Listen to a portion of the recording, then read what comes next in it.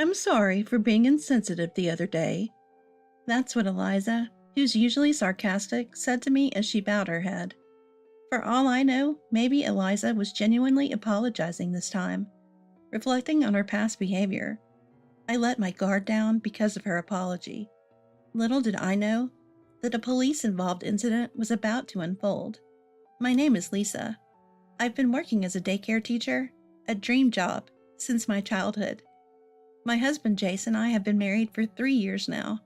As we are enjoying a lazy day off, a call came in from my mother-in-law, Eliza. "You should come visit us soon. You haven't been home for 6 months." Upon hearing Eliza's voice, Jace made a face of annoyance. Though my in-laws' house is just a 30-minute drive away, Jace never seems eager to visit Eliza. He's always been put off by his mother's excessive meddling and maintains some distance. Eliza has always thrown jabs at me, ever since we got married, as if blaming me for taking away her only son. Though I find Eliza difficult, I have no choice but to go when called. The last time she told us to visit and we didn't, she showed up at our house unannounced. To avoid that hassle, it's better to go see her before she takes matters into her own hands. Sure enough, upon visiting for the first time in 6 months, the sarcastic comments started flying. Every time I visit, I feel stressed, being pestered about not having children yet. "You can't have kids because you're busy working. A woman should stay home." My father-in-law, Derek, a retired middle school teacher, often had to work on weekends due to his hectic schedule. Housewife Eliza always boasted, "I raised Jace all by myself. We can't make ends meet on my salary alone." Jace immediately encountered Eliza's snide remark. I want to work because being a daycare teacher was my dream, especially this year as I'm in charge of the seniors. I want to see them through to graduation.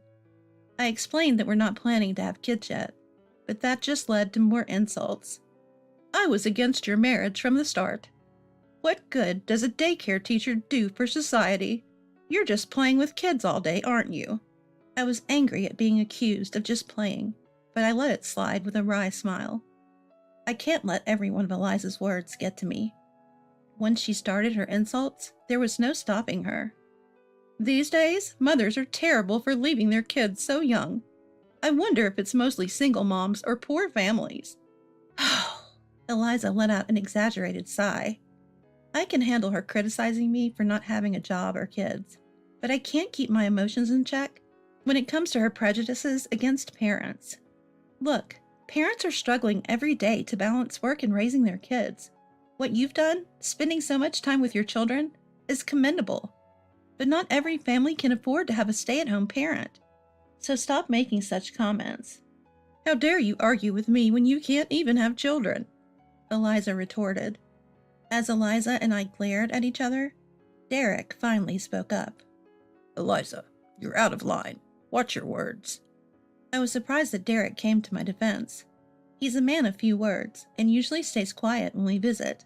Apparently, Eliza doesn't realize she's being offensive. "What's wrong with speaking the truth? Children who are left in daycare probably won't turn out well," she continued. Ignoring Derek's warning, Eliza reiterated her prejudiced views. Angry at her comments, Jace started to hastily get ready to leave. "Enough is enough. Lisa, let's go." Eliza wanted to stop her son, but Jace was already heading for the door without looking back. "He's become so cold to me since he got married." Eliza became hysterical, perhaps because her son was being cold to her. She blames me, but Jace's cold behavior isn't new. Ever since he moved out, he began questioning Eliza's excessive interference. I was shocked to learn she'd go into his apartment with her own key and read all his mail. "What are you standing there for? Go get Jace right now," she commanded. Jace, who had already left the house, was ordered to be called back. Feeling irritated, wondering why I had to be given orders in the first place. It's sad, isn't it? You were always around, yet you're disliked. You mistake it for love, but it's just excessive interference. "Thank you for showing me how not to raise a child," I snapped. I knew we wouldn't see each other for a while, so I let it all out. I was also angry about her terrible comments about daycare parents. I felt a sense of relief getting that off my chest. Her face turned red with rage. "You'll see. I'll kick a nasty woman like you out of my house." Eliza slammed the front door after kicking me out. I figured this means I won't be called or visited for a while. I told Jace, who was waiting for me outside the entrance, what had happened. "Good on you for standing up to Mom. We'll have some peace for a while now." I felt reassured by Jace's words, but what Eliza said last still bothered me. If we don't hear from her, I guess we don't have to visit for Christmas. A few days after thinking this, Jace got a message from Eliza. "She's asking if we'd like to come to a pizza party. She said she regrets what she said to Lisa and wants to apologize." Jace asked me what I thought, and I hesitated. Honestly, I can't imagine Eliza actually apologizing. "The olives on the pizza are from a friend's farm. They're really fragrant and delicious.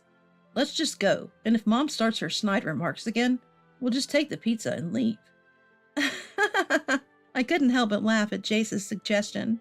That's when I remembered Jace has a real love for pizza. All right, let's go. I'm curious to see if Eliza will actually apologize. So we decided to visit my in-laws' home again on our next day off. As soon as we arrived, Eliza immediately apologized. "I'm sorry for my insensitive remarks the other day. Can you forgive me?" Eliza's deep apology made her seem like a different person. After that, Eliza and I chatted and laughed. This might be a first since we got married. "Liza, you sit here. If you want seconds, just let me know." Eliza had even portioned out several pieces of pizza for each of us. Apparently, she's a bit of a germaphobe, even when it comes to family. The fresh pizza emitted an appetizing aroma. I noticed Derek wasn't around as we sat down to eat. According to Eliza, he was working in the yard, and she said to eat without him. "Guess we'll start then." Jace quickly grabbed a slice and took a big bite. The moment Jace picked up the pizza, I smelled its wonderful aroma. Eliza urged us to eat the hot pizza quickly, so I took a slice. The colorful veggies on top looked delicious. Eager to enjoy the acclaimed olives, I took a careful bite. But the moment I bit into it, something fell off. The bacon was juicy, and the abundant veggies were delicious. But the olives and asparagus don't have any fragrance, I muttered in a low voice. But I couldn't complain about food that was prepared for us. "Jace, do you taste or smell the olives on your pizza?" I quietly asked Jace, making sure Eliza couldn't hear. He nodded, as if it were a given. I thought maybe my nose was stuffed because I was catching a cold, so I continued to eat. 20 minutes after we started eating, Derek comes back from the yard and takes his seat. I must have looked puzzled while examining the pizza toppings. He asked what was wrong. I looked at Derek and said, "I was just thinking. I don't smell any olives or asparagus." Then Eliza's voice comes from the kitchen. "It's on there. Trust me." The moment I hear Eliza's laughter, Derek slams my plate off the table. "Spit it out. How much did you eat?" The plate shatters loudly on the floor. Caught off guard by Derek's uncharacteristic yelling, I stammer, I ate a few slices." Jace asks what's going on, but Derek just keeps insisting that I spit it out. Eliza, on the other hand, doesn't come out of the kitchen even though Derek is shouting. Confused, I get up to head to the bathroom and feel incredibly dizzy. I rush to the toilet and throw up repeatedly. I start sweating profusely and collapse in the bathroom. "Call an ambulance, now!" I hear Derek instructing Jace, and it sounds like he's also yelling something at Eliza in the distance. Next thing I know, I'm lying in a hospital bed. Apparently I fainted temporarily due to dehydration from vomiting so much. "You're going to be fine. We got you treated right away," Jace says, looking almost in tears, as he explains what happened. Turns out, the pizza I ate contained red spider lily, a plant considered poisonous. While it's known for its beautiful flowers, the bulb resembles olives, and the stem looks like asparagus. To an untrained eye, it could easily be mistaken. Quick-thinking Derek had sent a portion of the pizza with Jace to be analyzed, revealing the presence of red spider lily. Is Jace okay? I was concerned as he had been eating silently. We had all the pizzas checked, but... Jace hesitates.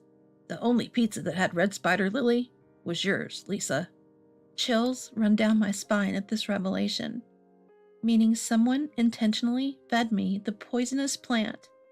And the only person who could have done that was Eliza, who made the pizza herself. The doctor at the hospital says they need to report the food poisoning incident to the health department and asks for details. After hearing the situation, the doctor clearly thinks Eliza's behavior is suspicious and suggests contacting the police. Jace agrees, but says he needs time to process everything. I can't think of her as my mother anymore. She's a criminal. What would have happened if Dad hadn't noticed? I recall seeing news about people dying from consuming red spider lily. The thought that I could have been one of them terrifies me. First, I want to talk to Derek. I'm too scared to speak with Eliza right now. When we leave the hospital, we call Derek. He had left multiple calls and messages.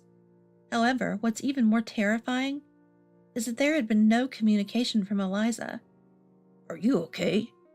No matter how much I question Eliza, all she says is that she made a mistake, but I'm sure she did it on purpose. Even the usually reserved Derek seemed agitated. I've been holding back, but I can't take it anymore. She really is something. Upon hearing about Eliza's shocking past from Derek, both Jace and I were stunned. Eliza lured me in, claiming she wanted to apologize, but she intended to harm me all along. Anger surged within both Jace and me, so we decided to confront Eliza directly. When we arrived at the parents-in-law's house, Eliza was sitting there, looking exhausted. She must have been scolded by Derek. Yet she didn't apologize or show any sign of concern upon seeing me. I never thought Derek would catch on. I was hoping to get rid of you, the audacious woman that you are. Jace snapped at Eliza's brazen attitude. You've got to be kidding, you criminal. Eliza seemed rattled being called a criminal by her own son. What do you mean? I did this for Jace's sake. If he stays with you, he'll never see his children. I'll find him a better partner, so just leave. Eliza didn't seem to feel any remorse for putting poisonous red spider lily in my food. So you intentionally mixed red spider lily. You wanted me to lose my life? Was this premeditated? Yes, I did it on purpose. Red spider lily grows nearby. It's easy to get. It's a shame you didn't eat more. You would have done more than just throw up. Jace lunged at Eliza in rage. I stopped Jace and pulled out the voice recorder I had in my chest pocket. Eliza, you've confessed to intentionally harming me, and it's all on this recorder. I'll be filing a damage report with the police. Eliza paled at the mention of the police.